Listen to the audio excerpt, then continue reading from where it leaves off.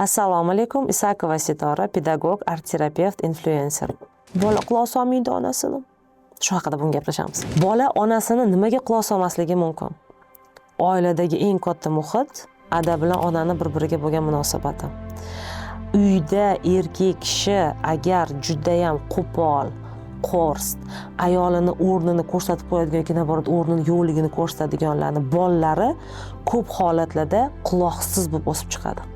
Chunki bola xohlaymizmi, xohlamaymizmi juda ham katta vaqtini onasi bilan o'tkazadi. Agar onasiga nisbatan ada juda ham katta rol o'ynaydi. Bizga bu narsaga e'tiborga berilmaydi ko'p holatda, lekin ota juda ham katta ahamiyatga ega. O'sha o'g'li qanaqa erkak bo'lishi va qizi baxtli yoki baxtsiz bo'lishi otaga bog'liqligini tushunishmaydi.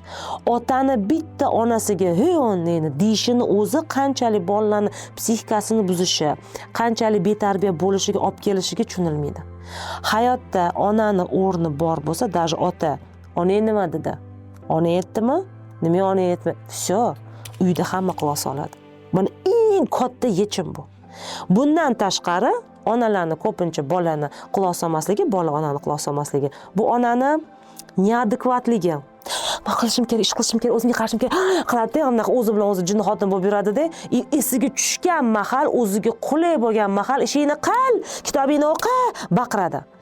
Bolani biza yoshi katta odamlar bir xillar nimagadir juda ham berilib ketsa, "Senga aytyapman, deb anqayamiz, to'g'rimi? Chunki nimagadir berilib ketamiz. Yoshlikda mana shunaqa berilib ketish holatlari juda ham ko'p bo'ladi. Bola doim sinfdoshi aytgan gapi bilan, sinfdosh qizi aytgan gapi bilan-da, qaysidir qiz gap otdi yoki nimadir dedi. Qaysidir o'rtog'i uni xafa qildi. Hozirgina YouTubedan A4 nimadir dedi. Hozirgina aytdim nimadir dedi. Hozir yozayotgan nimani o'qidi. Uni xayolida fikri tiqilib yotdi. Aysaga telefonda o'tirgan bola bo'lsa. Shu mahal ona kelib, "Men senga aytyapman, olib ket telefoningizani." Taq olib qo'ydimi? Xo'p, boshida kuchsizligida 9-10 yoshigacha jim yuradilar. Chunki onam dedi. 12-13 yoshdan keyin sizni quloq solib bo'pti. Ana o'shanda boshingizga chiqadi. Chunki siz boshidan kelishish, gaplashish, o'z o'rningiz, uni o'rni, что да, sen bolamsan, da biz sen quloq solamiz. Lekin men onaman va men aytganim bo'ladini urish va baqirish orqali emas, kuchim yetguncha. Kuchim yetmagandan keyin bir nima qilamiz. Aynan kelishuv, bolamliging tufayli yaxshi ko'rganligim uchun degan narsalarni bolaga yoshidan singdiriladi. Bolaga yoshlikdan oldiga kelib, "Palonchi, ko'zingiz bilan kontakt bo'lmaguncha biz hozir mana qilamiz, baytim 5 minutdan keyin kiyinamiz. 2 minutdan keyin palonchi, glaznoy kontakt. Hozir biz ham mana qilar ekanmiz, 1 minut qoldi, sekin kiyimlaringni taxlab yoki telefoningni yig'ishtirib" kabi so'zlar bilan o'ziga qaratib, oldiga kelib, kassatsiya qilib, masalan, so'z berdingizmi, siz kattasiz, so'z berdingizmi, so'zingizda turishingiz kerak. Agar siz emotsionalni kacheli bo'lsangiz, bola ham emotsionalni kacheli bo'ladi. Siz uni quloq solmayapsizmi, u ham sizni quloq solmaydi. Bu bola-ku, men quloq solish kerak-ku, men aytganimni qilish kerak-ku, da to'g'ri qilish kerak. Qanaqa qilib? Qaranglar farqini. Birinchi farqi, "Tuvor qilasan hozir. Qilasan. Adingga deb beraman. Reming qilib beraman. Telefoningni olib qo'yma." Men elim sel. "Men buni qilasan hozir. Telefoningni olasan." Нет.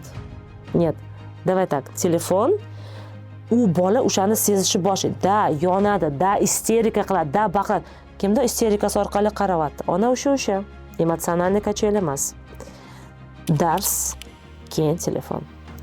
Xohlasang baqirib o'tiraver. Baqirsang, qancha xohlasang baqirib ol ichingda. Xohlasang kelibda quchoqlayman. Biz quchoqlashib gaplashamiz. Lekin oldin dars, keyin telefon. Yig'lab ko'rdi, isterika qilib ko'rdi, "Нет. Ketaman, hech qayerga ketmaysan, давай, сел. Qattiq nagruzka, fizический sila emas, просто нет. Сел. Всё. Da yig'layaptim, da baqiryaptim, da nenavidi, qilyapti-da. Siz agar shu mahal "Olib ket, harga shu ahvol" qildingizmi, oxirgacha mana shunaqa qiladi, qaytarilaveradi. Sabr bilan. Вот видишь, ana bo'lar ekan-ku. Ana tez qilding. Da, конечно, bu qiyin, ichimizga oson o'tgani yo'q. No вот siz ana 1 pochka magniy B6 ichgan ayol bo'lishi shart.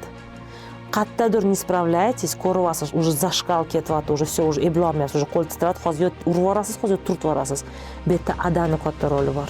Ada keldi, "Nima bo'ldi? Men onangni yanchib qilyapti. Sen bor, mana turib tur. Nima ekan? To'g'ri aytibdi onang. Mana shuni qilmaguningcha telefon bo'lmaydi. Ana yig'layapsan bolam."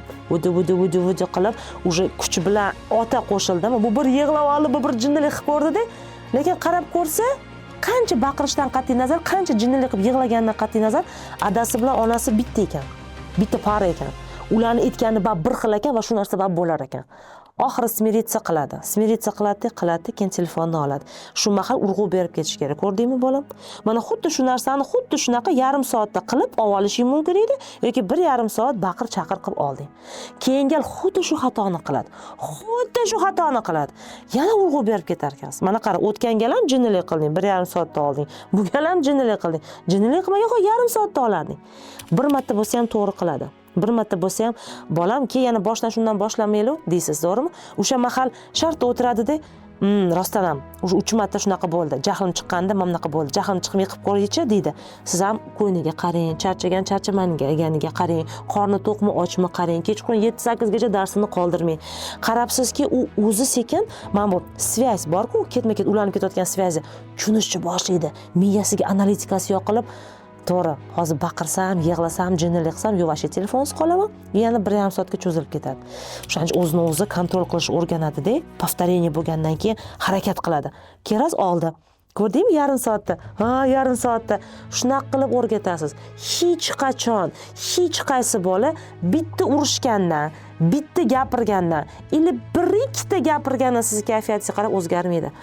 Bola uchun muhim takrorlanib turishi bir xil narsa. Bugun siz jinnona, ertaga jinnota, ertaga uradigan ota, ertaga ishi yo'q ona, bugun tashab qo'ydi, ertaga eslab qoldi bo'lsa, xaos bo'ladi. Xaos bo'lgandan keyin trevoga bo'ladi. Trevoga bo'lgandan keyin hech kim eshitgisi kelmaydi. Kerak shu onasini ham, buvisini ham, otasini ham eshitgisi kelmaydi. Hamma narsa uydagi sog'lom muhitga bog'liq.